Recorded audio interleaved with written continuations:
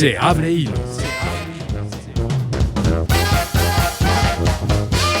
Análisis, redes y tendencias. Del hashtag a la radio pública.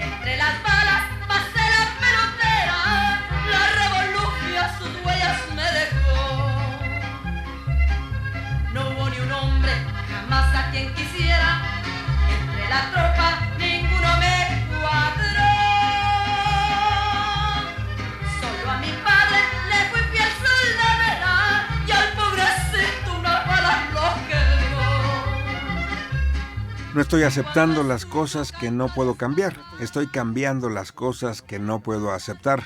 Con este pensamiento de Angela Davis, activista política estadounidense y feminista defensora de los derechos humanos, les saludamos este lunes 18 de noviembre del año 2024.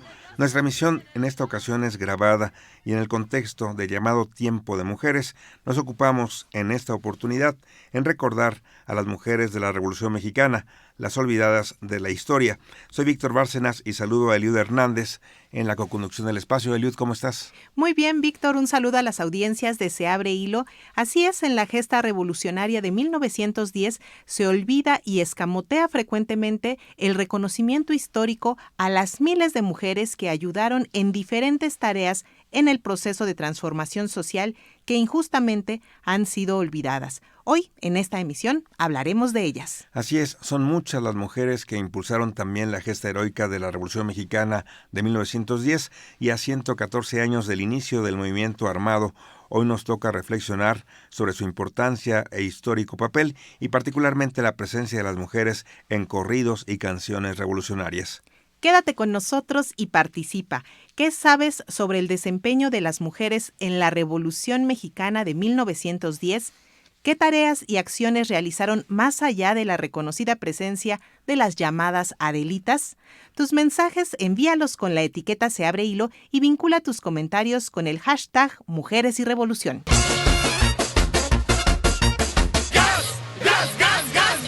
Desenredando nudo.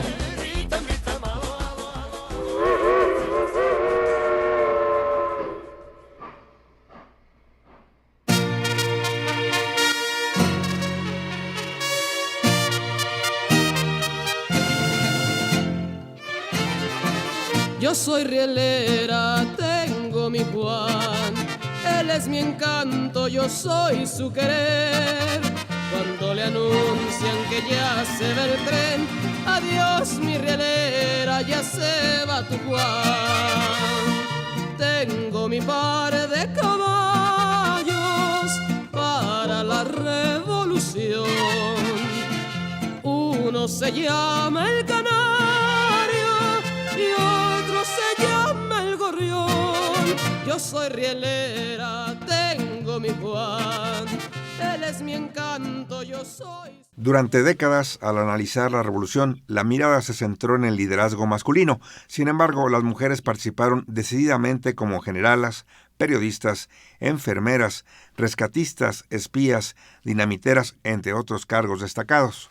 Para aproximarnos al análisis que da visibilidad a las mujeres, esta tarde nos acompaña la doctora Margarita Vázquez Montaño, doctora en Historia por el Colegio de México y también forma parte de la Red de Estudios de Historia de las Mujeres y de Género en México. Es profesora e investigadora del Colegio Mexiquense y conduce el programa Perspectivas Históricas de Canal 11. Bienvenida.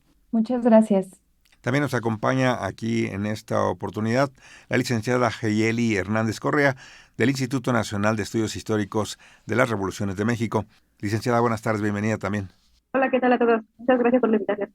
Gracias por estar en Se Abre Hilo y pues comenzamos esta charla.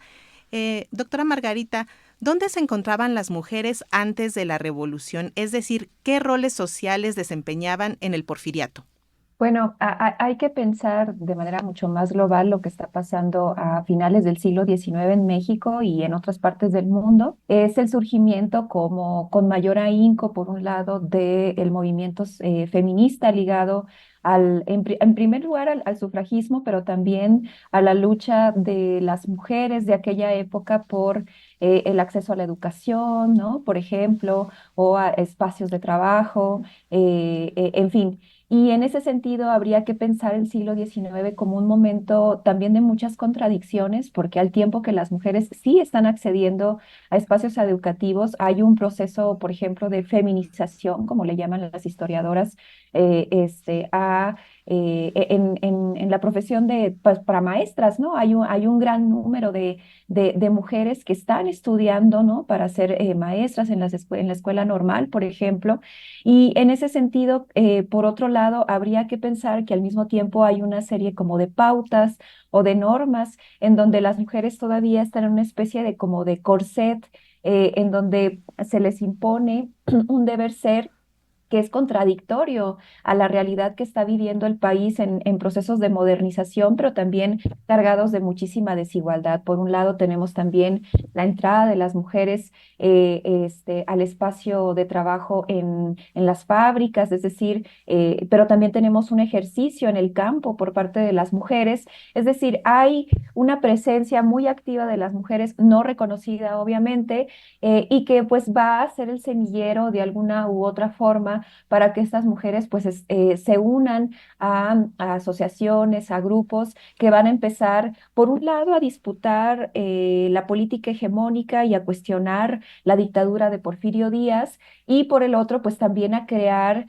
espacios como revistas, periódicos femeninos, feministas, podríamos decirlo así, en donde pues van a empezar a hablar de la cuestión de la mujer, cuál era el lugar de la mujer en la sociedad, y bueno, van a ser estas mujeres que en un primer momento se van a incorporar pues a estos grupos opositores de corte liberal, radicales, en contra de la dictadura de Porfirio Díaz. Así es, maestra Geyeli Hernández. ¿La revolución en qué sentido permitió empezar a las mujeres a romper la tutela que se tenía respecto de los hombres, ya sea como padres, como esposos, como tíos, como hermanos, que siempre se imponían sobre su proceder en la vida pública? Voy a unirme igual con la respuesta que dio la doctora Vázquez, que vamos a encontrar a las primeras reflexiones sobre la mujer en cuestión de su deber ser en sociedad a finales del siglo XIX. Estas primeras publicaciones que van a empezar a realizar justo van a demostrar que tienen una habilidad con la pluma, y aparte estas reflexiones de cómo debería o por qué están viviendo en esa situación, en ese contexto. Una de ellas va a ser la Oriana Wright como un ejemplo, creando las Violetas del Anáhuac, publicación en donde va a invitar a varias mujeres a escribir. Recordemos también que ya a finales del Porfiriato, entrando al nuevo siglo, la población va a estar un poco más o menos dividida de la siguiente manera. 1% va a ser la élite, el 7-8% es la sociedad que es una clase media, y el resto es la clase popular. Entonces vemos este sector del 7-8% que, justo como lo había comentado, pues son mujeres que se están formando, están recibiendo educación, y justo por esa educación van a buscar la emancipación, ¿no? Una emancipación, una independencia, que van a ellas a empezar a explorar en un espacio que era completamente privado o solamente era destinado para los hombres, cuando comienzan a recibir educación como profesoras, algunas como enfermeras, y que estas personas van a empezar a tener bastante protagonismo empezando la revuelta armada. Algunas van a inclinarse para ciertos grupos revolucionarios, pero por ejemplo del Partido Liberal Mexicano, también mujeres se van a unir a esta ideología política. Recordemos que en este partido van a destacar los hermanos Flores Magón, y también mujeres, ¿no? Una de ellas va a ser Juana Belén Gutiérrez, que ella también va a empezar a escribir, por ejemplo, Vesper, ¿no? Una revista en donde ella va a apoyar al sector obrero y también va a estar criticando el gobierno de Porfirio Díaz. Entonces estas mujeres, como vamos a verlas más adelante, la pluma va a ser como el primer ejercicio de lucha, esta resistencia contra el contexto que estaban ellas viviendo. El espacio político no estaba abierto para las mujeres, pero creo que es muy importante indicar y marcar que este momento histórico, ellos van a empezar a abrirse paulatinamente estos espacios. Así es. Margarita, ¿por qué nos tardamos tanto tiempo en voltear a ver este liderazgo de las mujeres en la revolución con estas precursoras del pensamiento feminista y liberal? Creo que tiene que ver pues, con el patriarcado, ¿no? Al final de cuentas, la narrativa, no sé, de la historia por muchísimo tiempo estuvo detentada por las cosas que importaban, ¿no? En las lógicas de las narrativas de la historia, lo importante, lo que está en lo público, en lo político, lo que se dirime a nivel político, pues era tradicionalmente visto como un asunto de hombres, ¿no? Y esto nos podríamos ir, híjole, bueno, hasta la antigüedad, pero particularmente la Revolución Francesa inaugura un momento en donde se separan claramente las esferas de lo privado y lo público, en donde en lo público, las cosas que importan, lo pongo entre comillas, está en la cancha, por así decirlo, de los varones, y lo privado, lo que está en casa, lo que no se ve, lo que no es tan relevante, pues está en el lado de las mujeres. Y en ese sentido, la narrativa de una historia política muy clásica, muy tradicionalista, pues había construido un discurso, una historia de la Revolución Mexicana en donde lo que importaba eran estas grandes figuras, ¿no? Revolucionarias que son fundamentales. Pensemos en Emiliano Zapata, Francisco Villa, Álvaro Obregón, Venustiano Carranza. Bueno, podemos hacer una gran lista. Ricardo Flores Magón, pensando en los llamados precursores o pioneros, ¿no? Del movimiento de oposición al gobierno de Porfirio Díaz. Pero lo que develaron las historiadoras de la mano de la teoría y del movimiento feminista, que van en conjunto, movimiento, teoría, el feminismo se basa en la experiencia de las mujeres, y esa experiencia es de invisibilización, pero incluso de borradura de la presencia de las mujeres en los procesos, digamos, fundacionales o transformadores el Estado mexicano o del país y de la sociedad mexicana. Y pues, ¿por qué nos tardamos tanto? Pues porque tenía que haber un movimiento, ¿no? De mujeres que dijeron, bueno, ¿dónde hemos estado?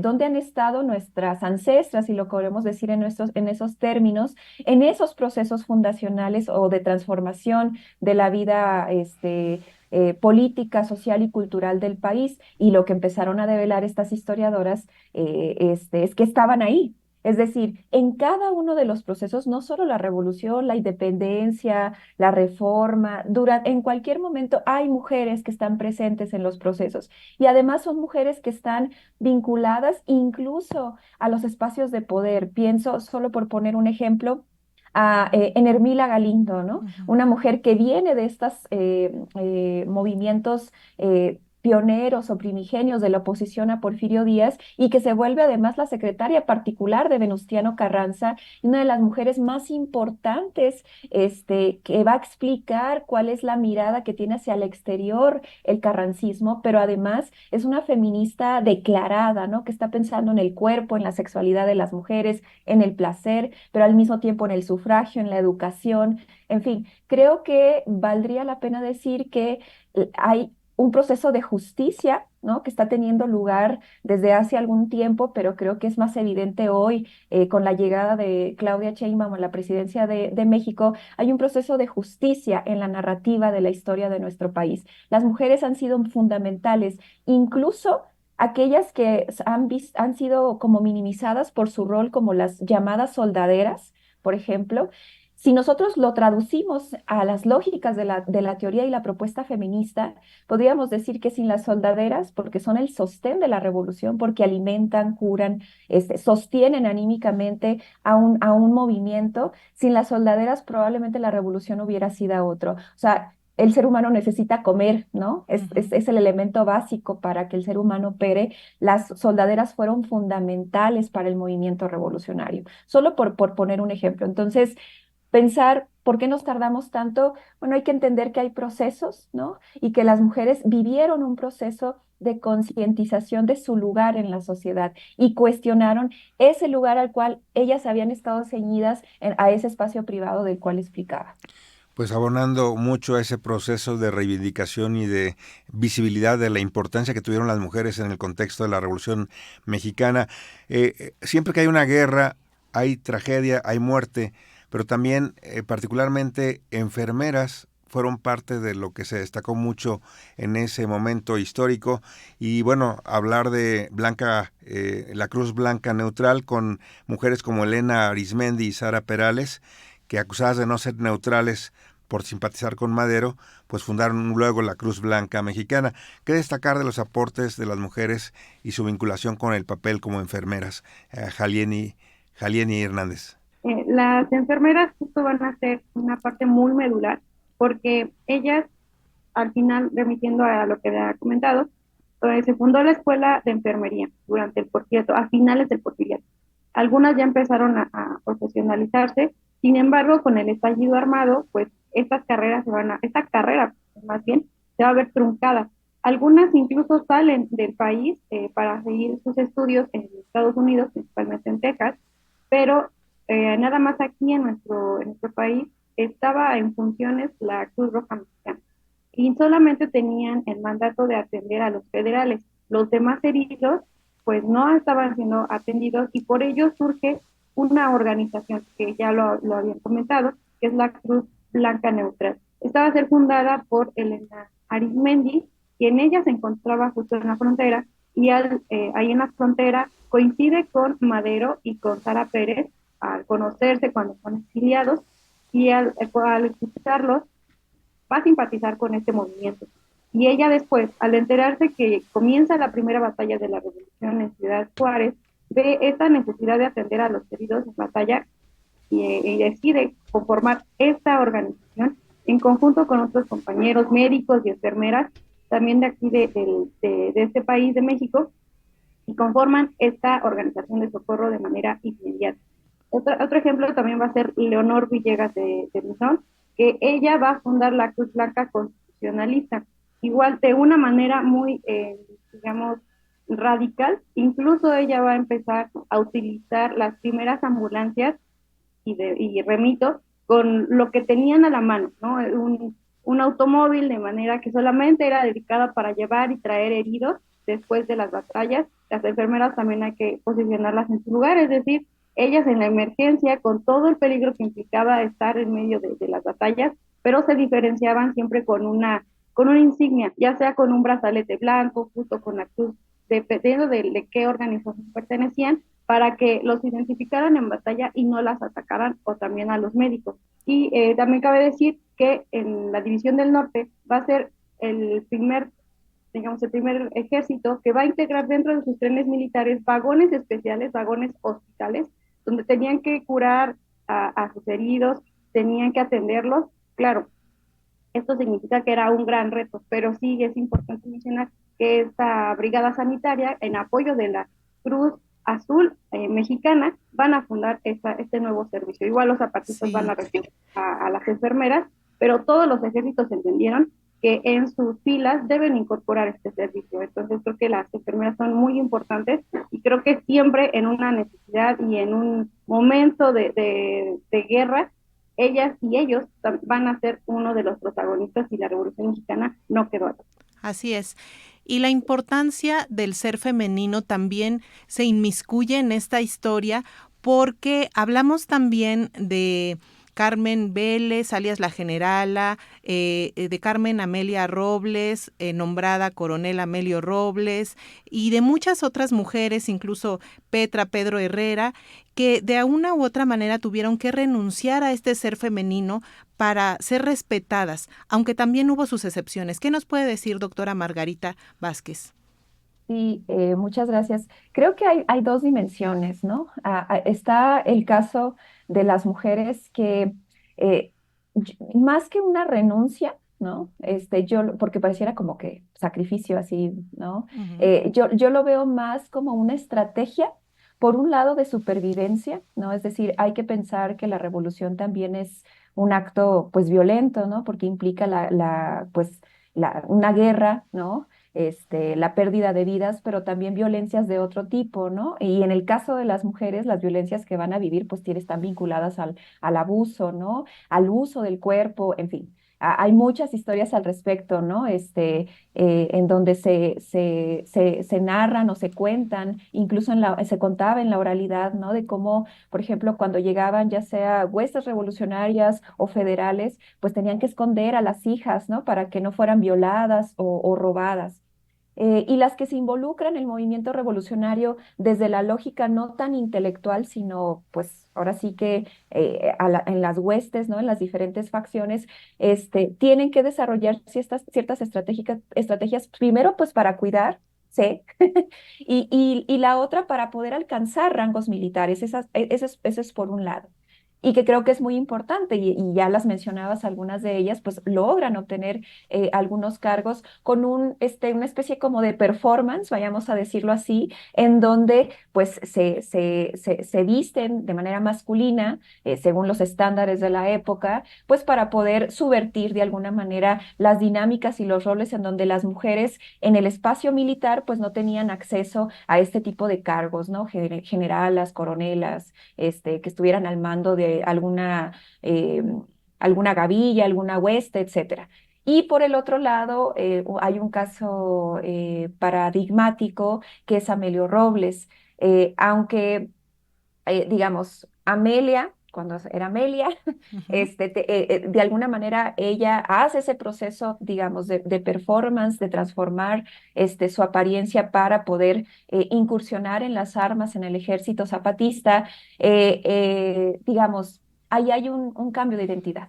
Y entonces no podemos decir que es una como renuncia a la identidad femenina, por así decirlo, dentro de las lógicas binarias, sino más bien ella se reconoce a sí misma en una identidad pues masculina, y eso pues lo va a sostener a lo largo de su vida, y como lo ha estudiado la doctora Gabriela Cano, pues al final de cuentas se le reconoce incluso como veterano de la revolución, ¿no? Por parte del Estado mexicano, y también se le reconoce su grado militar en masculino, ¿no? Entonces, es uno de los casos, como podríamos decir, de éxito, ¿no? De este proceso de tránsito de una identidad sexogenérica a otra, y que pues hay evidencia al respecto, que no es la única en la historia, pero es la más evidente en un contexto tan particular como lo fue la Revolución Mexicana. Hay que pensar la Revolución también como un momento en donde las tensiones, incluso de género, ¿no? Las tensiones en el orden de lo cultural,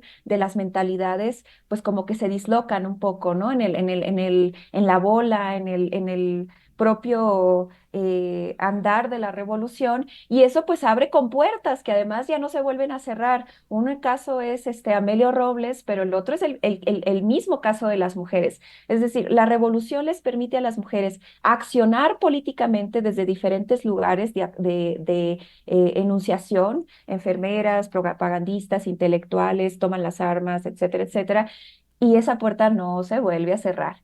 Y por eso cuando triunfa la revolución, cuando la revolución se hace Estado, las mujeres dicen, nosotras queremos nuestra propia revolución. Y viene toda una andanada de movilizaciones feministas que van a derivar en el gran Frente Único Pro Derechos de la Mujer en la década de 1930, que va a exigir el voto, pero además va a ser antifascista, va a promover la igualdad y la equidad en muchos ámbitos de la vida para las mujeres, y es una herencia de la revolución, porque muchas de estas mujeres de los 20, de los 30, vienen de haber participado en la Revolución Mexicana. Entonces, su participación no va a ser suficiente porque la revolución les va a deber, por un lado, el voto y otras cuestiones relacionadas con su condición social, política y legal. Pues mucho por reivindicar acerca de estas mujeres heroicas de la Revolución Mexicana. Una reflexión final, estamos concluyendo esta participación. Heyeli Hernández, por favor. Sí, muchas gracias. Pues creo que es importante siempre, ya a partir de, hasta podría decir desde los años, pues, de la década de los 80, empezar a buscar a estas mujeres que sin duda las mujeres hemos estado en todos los procesos históricos de nuestro país, pero visibilizarlas, dejar de verlas como un mito que estuvieron por ahí participando, sino más bien estudiarlas como sujetos históricos que tuvieron decisiones propias y que al final van a tener una gran participación y nos van a heredar un nuevo país, un nuevo espacio en donde nosotros podemos estudiar, ser profesionistas, tener cargos administrativos, políticos, decidir incluso si votar o no votar. Son cosas que parece que se dieron de la nada, pero no, todo es resultado de una lucha social, en este caso, pues, de las mujeres, y conocerlas creo que también es reivindicarlas y hacerles un homenaje a aquellas que dejaron, vivieron su vida y estuvieron muy convencidas que es su participación iba a cambiar, aunque sea en lo más mínimo, pero iba a cambiar para las futuras generaciones. Entonces, pues los invitamos siempre a cuestionarse sobre estos personajes, que nuestras niñas jóvenes conozcan a estos personajes, y no solo para dejarlas como si fueran héroes, heroínas, sino más bien como personas que participaron en procesos históricos, que gracias a ellas, gracias a ellos, tenemos un nuevo país. Margarita Vázquez, es el turno para que nos compartas una última reflexión y tus redes sociales. Muchísimas gracias. Pues decir que hay que acercarnos, ¿no? a la historia de las mujeres. Hay que contarla en conjunto con esa otra historia que ya tenemos muy clara, para tener una visión mucho más compartida, ¿no? y mucho más equilibrada de los procesos históricos de nuestro país. Las mujeres han sido fundamentales para el desarrollo de México, y en ese sentido, pues hacer una invitación a que lean las contribuciones que tiene el Instituto Nacional de Estudios Históricos de las Revoluciones de México. Entre ellos, Yayeli tiene un texto muy bonito sobre las enfermeras en la Revolución. Está la historia del pueblo mexicano, que sobre la Revolución escribimos la doctora Ana Lau Jaiben y su servidora. En fin, hay material para acercarse a la historia de las mujeres en la Revolución. En fin, y mis redes sociales, Magali Vázquez Montaño, así en Facebook, en Twitter, ahí me encuentran. Muchísimas gracias. Muchas gracias. Yayeli, por favor, tus redes sociales. Solamente me pueden encontrar ahí en el Instituto Nacional de Estudios Históricos de las Revoluciones de México. Les hago igual la invitación para que vayan buscando naveguen en nuestro micrositio. Tenemos todo un arsenal de materiales audiovisuales, exposiciones fotográficas, etcétera. Entonces, para que ustedes se acerquen y conozcamos más este episodio de nuestra historia. Muchísimas gracias, muy buenas tardes. Hasta luego. Conéctate a través de nuestras redes sociales de Facebook y Twitter. @seabreHilo. Siguiendo Hilo.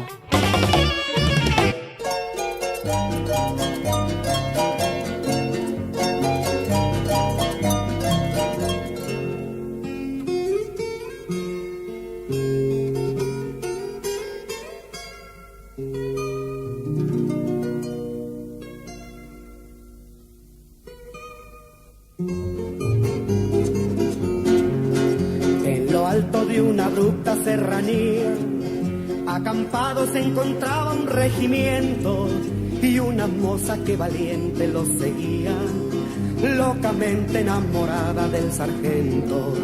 Popular entre la tropa era Adelita, la mujer que el sargento idolatraba, que además de ser valiente era bonita, que hasta el mismo coronel la respetaba. Y se oía que decía aquel que tanto la quería. Toda revolución necesita heroínas y musas para inmortalizarlas en la música. Tal es el caso de las Adelitas y las Valentinas. De ello nos hablará ahora la doctora Miriam García Apolonio, historiadora del Colegio de México. Doctora, buenas tardes, bienvenida a este espacio. Hola, ¿qué tal? Buenas tardes. Es un gusto estar con ustedes y con su audiencia. Miriam, un tema tan importante como la música que nos acompaña en todo momento de la vida, y se ha hablado de Adela Velarde Pérez, fue una heroína y musa de la canción, conocida como la Adelita. Sin embargo, hay otras piezas musicales que nos remiten a ese proceso histórico. ¿Cuál destacaría y cuál es la importancia de ellas? Sí, de entrada creo que la importancia de estas canciones en las que está inmersa la mujer nos habla de un cambio de paradigma en el que la mujer ya está presente en eventos que supuestamente son meramente para hombres. Entonces, eso también nos da una visión de que la mujer está interviniendo en espacios sociales más amplios, en este caso en un conflicto armado. Todavía de este tipo de piezas, de canciones, es que si prestan atención, por ejemplo, a la Adelita, como que su intervención siempre es no precisamente por decisión propia, sino porque fueron impulsadas por un amor. En este caso, la Adelita se fue detrás de un general que me parece que era Antonio Gil, y la canción habla de su historia de amor. Hay otras canciones, o corridos más bien, que ya hablan así de las mujeres como tal peleando, por ejemplo, La Chamuscada, que esa fue compuesta alrededor de 1960, o Juana Gallo, también por esa época fue compuesta, en donde las mujeres son descritas con sangre fría, valientes, a cargo de un séquito de hombres. Y sin embargo, el corrido explica de estas mujeres se unieron a la revolución porque le mataron al marido, le mataron al padre. Siempre está esta figura masculina detrás de las historias de estas mujeres. Doctora Miriam García, ¿quién escribió estas canciones y por qué se escribieron después del proceso mismo de la revolución? Tuvieron que pasar varios años para que se dieran a conocer ya recordando ese momento.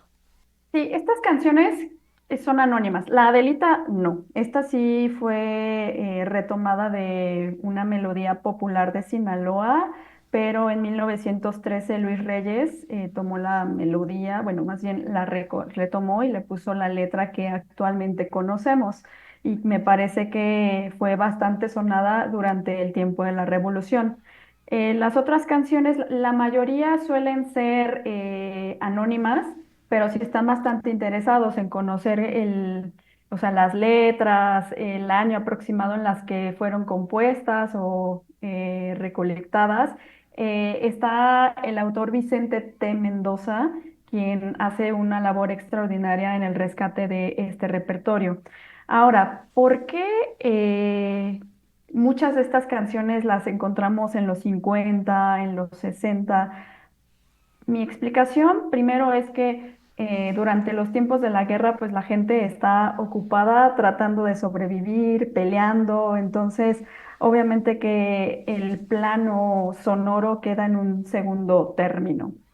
Y por otro lado, ya después de la revolución, socialmente empieza a haber bastantes cambios. Número uno, hay un cambio considerado bastante importante en la Constitución mexicana, sobre todo en los códigos penales, en los que tanto la mujer como el hombre reciben más o menos castigos de manera horizontal, iguales. Si nosotros prestamos atención en los códigos penales del siglo XIX, vemos, por ejemplo, que si una mujer comete un adulterio y un hombre no, quien es mayormente castigada es la mujer, no el hombre.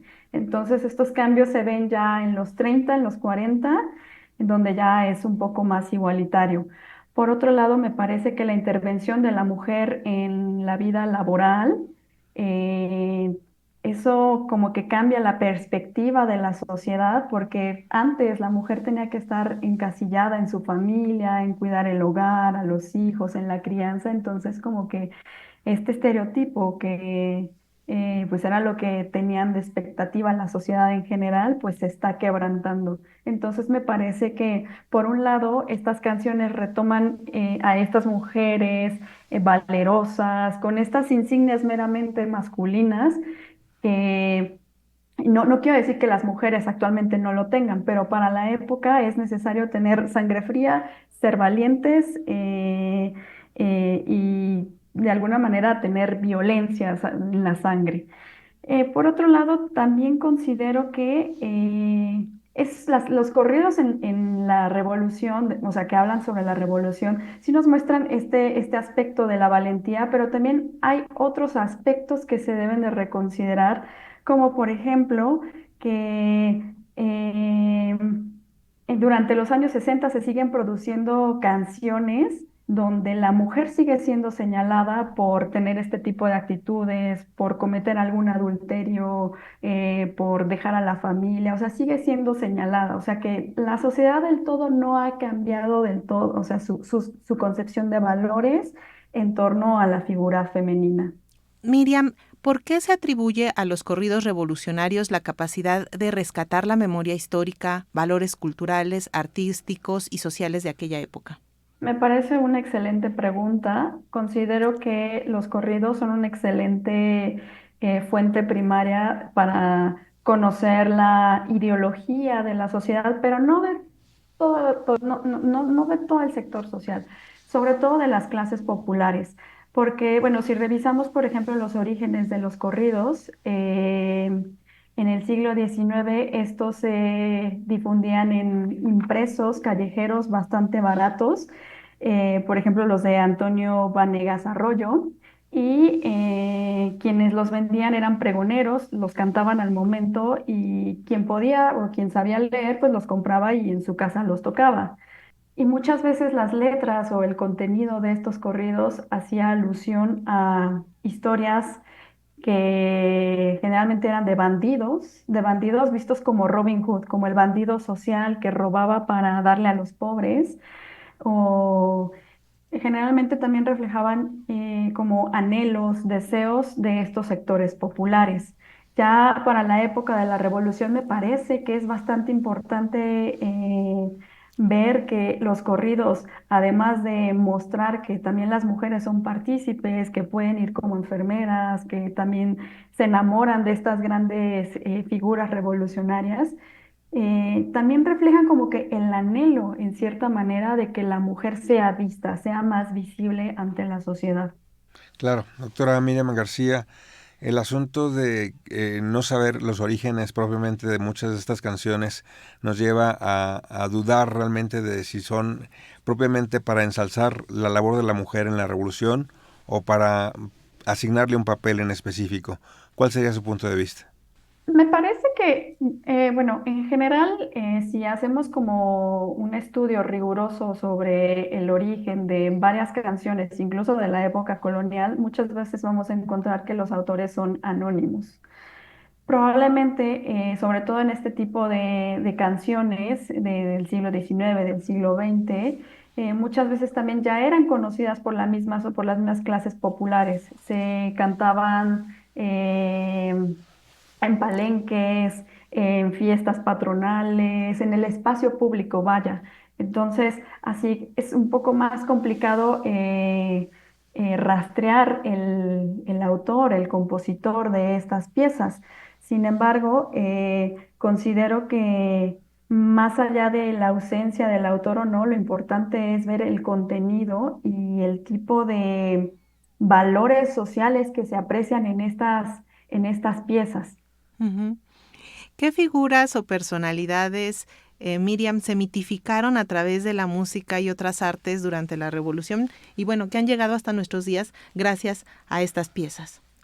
Me parece que la típica figura es la de la que mencionábamos al principio de esta conversación, que es la de Adela Velarde, la mejor conocida como la Adelita, quien era una enfermera originaria de Ciudad Juárez y que se unió a las tropas de Domingo Arrieta en la división del centro de Durango. Entonces, la canción, más allá de hacerle alusión o a su labor como enfermera, habla más de su historia de amor con Antonio Gil. Sin embargo, existen otras figuras que llaman mucho la atención. Por ejemplo, eh, les mencionaba la chamuscada, pero también de Anselma Guzmán. Anselma Guzmán es una mujer que no tiene nada que ver con la revolución, sin embargo, ella padece el lado oscuro de la revolución. Anselma Guzmán, la canción la pueden encontrar. Está interpretada por varias personas, pero la persona que me gusta mucho es Chabela Vargas. Esta canción fue compuesta alrededor de 1968 y Anselma está con su hermano en el campo y de repente ve que unas tropas van pasando. De repente un general vio a Anselma y dijo, esa mujer es guapísima. Entonces trata de abusar de ella y el hermano lucha contra él. Sin embargo, el soldado lo asesina, abusa sexualmente de Anselma y Anselma trata de defenderse, agarra la pistola de este soldado y lo mata.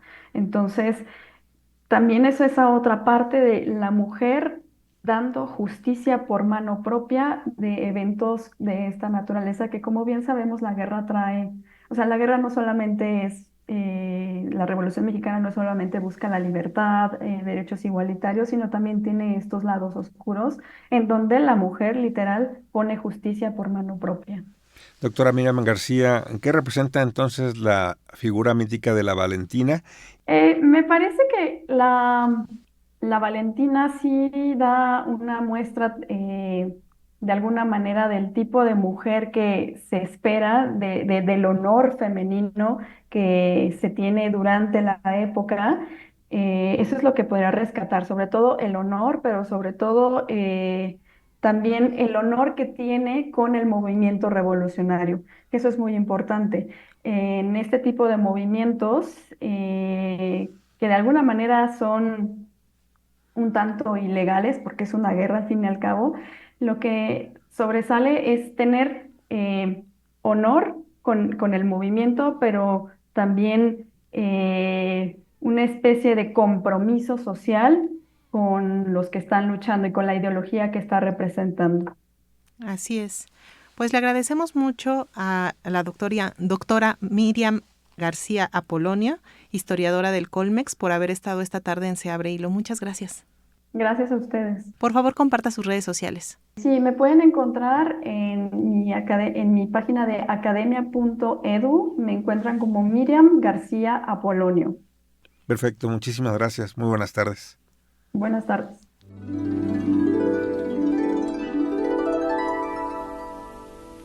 Estaba lavando Anselma a orillas de un manantial. Pasó cantando la leva. Al frente iba un capitán. Pasó cantando la leva. Al frente iba un capitán. Al ver tan linda morena, al capitán le gustó y no le habló por la buena, a fuerza se la llevó. Cipriano, hermano de Anselma, peleó con el capitán, valiente como una fiera, y no le pudo ganar. El capitán a balazos mató a Cipriano Guzmán y Anselma sobre sus brazos lo contempló agonizar. La tropa se había marchado muy lejos de aquel lugar. En este espacio de Se Abre Hilo también nos acompaña la maestra y cantante Sonia Medrano. Bienvenida, maestra, ¿cómo está? Muchas gracias, bien. Maestra, ¿por qué cantarle a la revolución desde Zacatecas? Fíjate que yo pienso que la batalla de Zacatecas fue decisiva en el movimiento revolucionario. En Zacatecas, entre las 10 de la mañana y las 6 de la tarde del 23 de junio de 1914, hubo alrededor de unos 22,000 muertos. Entonces, aquí se reunieron la División del Norte, comandada por Francisco Villa, y la del Centro, comandada por Pánfilo Natera. También coincidió aquí la presencia de Felipe Ángeles, este gran estratega militar, que fue pues realmente más que Francisco Villa el que diseñó toda esta estrategia, la idea de los integrantes de los generales del Ejército Federal era hacer la batalla de Zacatecas, pero en los alrededores, no en la ciudad. Por eso la tenían afortunada, todos los cerros estaban completamente bien pues fortificados, tenían todo el parque que pudieran, pero la idea de ellos era irse al campo a pelear, pero no contaban con que con la llegada de la División del Norte y la presencia de Felipe Ángeles, encontraron ellos un hueco por el norte de la ciudad, en el pueblo del Betagrande. Entonces, por ahí se van colando para poder, pues, eliminar a los soldados que comandaban en el Cerro del Grillo, en el de la Sierpe y en otros cerros aledaños a la ciudad. Y el último cerro que cayó fue el emblemático Cerro de la Bufa. Pero ya cuando lo toman, ya la batalla, dicen las mismas consejas en las mañanas del corrido de la toma de Zacatecas, pues que ya es ahora, tomando la Bufa, ya la plaza se ganó. ¿Qué gana el movimiento revolucionario con la caída del Ejército Federal en Zacatecas? Pues es el paso libre hacia la Ciudad de México. ¿Pero qué pasa? Bueno, pues los detienen en Aguascalientes, en la famosa convención, a la que no se llega a nada, y el movimiento continúa hasta 1917 con la Constitución. Cantarle a Zacatecas, cantar la batalla de Zacatecas, pues yo creo que más que nada es algo catártico, porque ¿qué sería de Zacatecas y de ese emblemático cerro sin esta gloriosa batalla? Pues tenemos mucho que mostrar al público, al turismo, a través de esta batalla, ¿verdad? De lo que fue el movimiento revolucionario en el norte y hacia el centro.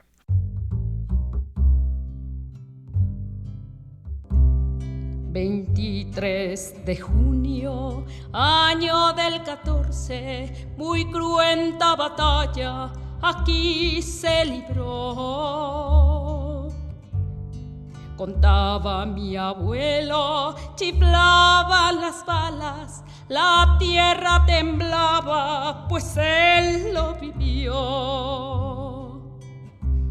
Era un muchachillo, 6 años contaba, las vacas arriaba cuando divisó una polvareda que hacía que avanzaba, bola de pelones que al pueblo azotó. De no ser por Ángeles Villa y Natera, que con valentía la ciudad tomaron. Nuestros Zacatecas con su catedral ya no existiría, ellos nos salvaron.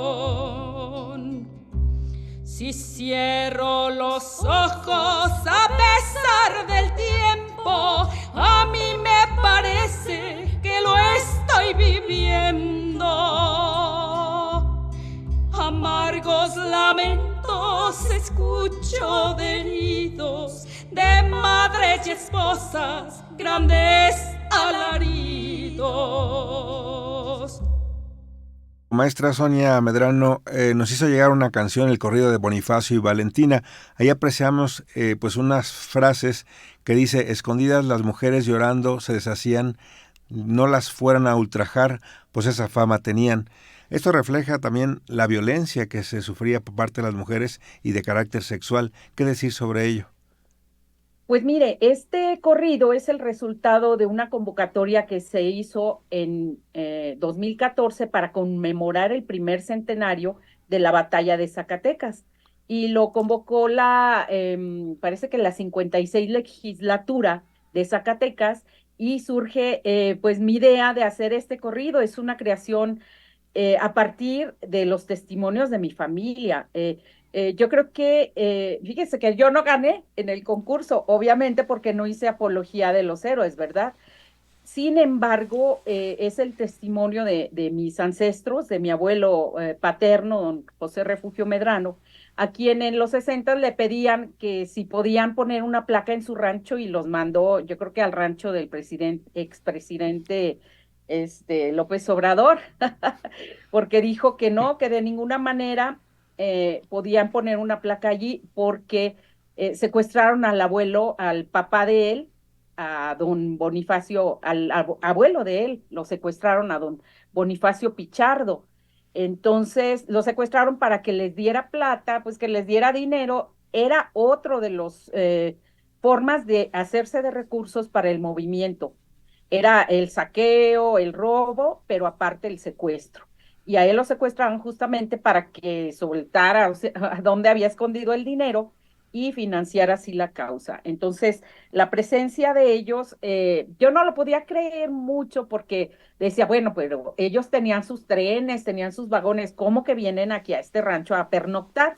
Pero en realidad, en esos días previos a la gran batalla del 23, les volaron varios trenes a la altura de el poblado que se llama Las Pilas, aquí en Zacatecas. Entonces yo pienso que sí pudo ser posible que se asustaran y que dijeran, no nos vayan a venir a volar aquí con todo y tren, ¿verdad? Entonces, pues sí, ellos pernoctaron allí y pues ya de una manera ficticia, pongo que también Ángeles llegó allí con ellos a platicar y pues que pasaron ahí, que los alimentaron.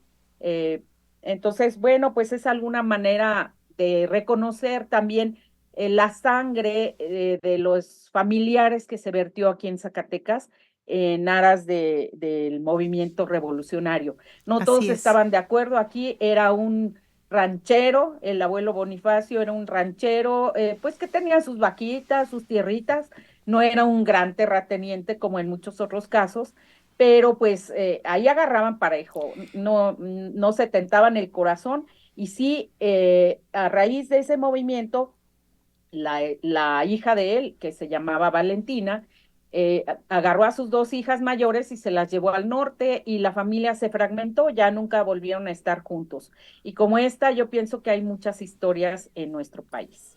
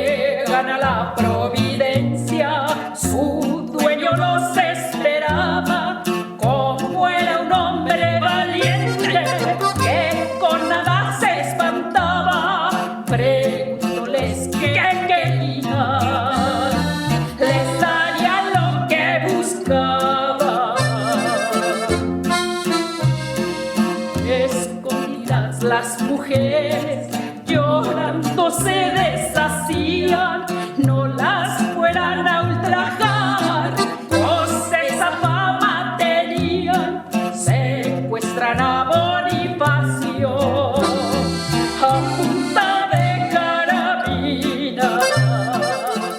Sí, ya lo decíamos, los claroscuros de la revolución.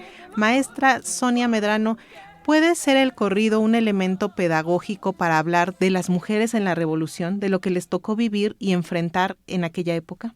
Pues yo creo que sí puede ser. De hecho, el corrido pues es, sí, con sus limitaciones, porque bueno, también hay algunos apologéticos, pero yo creo que hay que confrontarlo como lo hacemos los historiadores con otras fuentes. Si hay memorándums, hay otras partes oficiales en donde se hayan hecho denuncias, pero yo considero que en esta época, pues el corrido se convirtió en un elemento que comunica y muchas veces se tenía la noticia. Por ejemplo, vemos en un periódico del 23 de junio y del 24 y todavía no sale la gran noticia de la derrota vergonzosa del Ejército Federal en Zacatecas.